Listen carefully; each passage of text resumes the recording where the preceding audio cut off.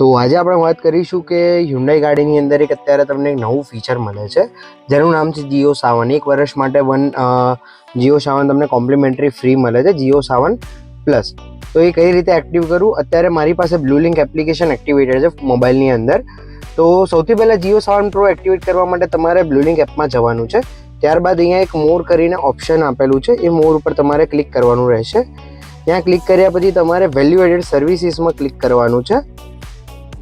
આ value added services પર click કર્યા પછી અહીંયા તમારી આગળ ઓપન થઈ જશે Jio Savan મ્યુઝિક સ્ટ્રીમિંગ.